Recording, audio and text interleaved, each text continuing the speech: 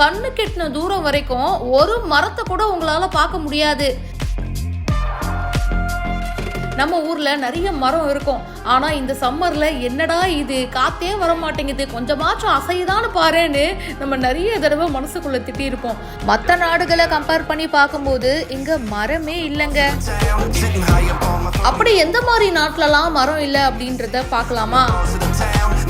இந்த நாட்டில் மரமே இருக்காது. எப்படியாவது கண்டுபிடிச்சிடணும் அப்படின்னு நீங்க ட்ரை பண்ணாலும் ஏமாற்றம் தான் மிஞ்சம். அந்த நாடு தான் கிரீன்லாண்ட். பேரை கேட்டாலே அடடா பசுமையா இருக்கே அப்படின்னு உங்களுக்கு தோணும். ஆனா பேர்ல மட்டும்தாங்க அது இருக்கு, நாட்டுல அது கிடையாது. உலகத்துடைய மிகப்பெரிய தீவு அப்படின்னா அது கிரீன்லாண்ட் தான். இந்த இடம் முழுக்க பனிப்பாறைகள் தாங்க இருக்கும். பனி இருந்தா, அவ்வளோ கோல்டா இருந்தா எப்படி மரம் வளரும்? வளராது இல்லையா? கண்ணுக்கு எட்டின தூரம் வரைக்கும் அந்த பனி முகடுகள் மட்டும்தான் இருக்கும். இந்த நாட்டில் பசுமையான இடத்த பார்க்கறது கொஞ்சம் கடினம் தாங்க. மரங்கள் இல்லாத நாடுகளுடைய பட்டியலில் 2வது இடம் பிடிச்சிருக்கிறது கத்தார். கத்தாரில் இதுக்கு முன்னாடி ஃபுல்லாக பாலைவனமாக தான் இருந்துச்சு.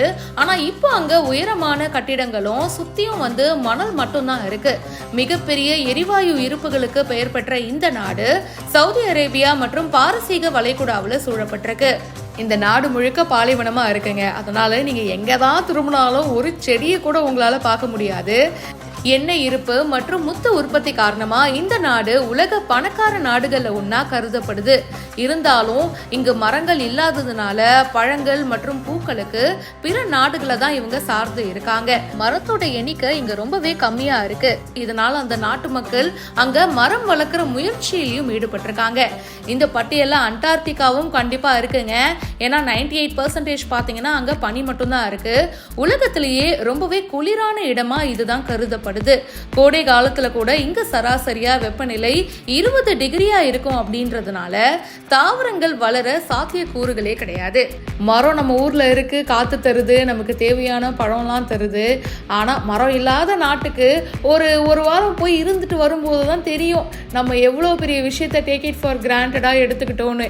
இதை பத்தி உங்களுடைய கருத்துக்களை ஷேர் பண்ணுங்க. பிஹைண்ட் ரூட்ஸுக்கு இப்பவே ஃபாலோ பண்ணுங்க.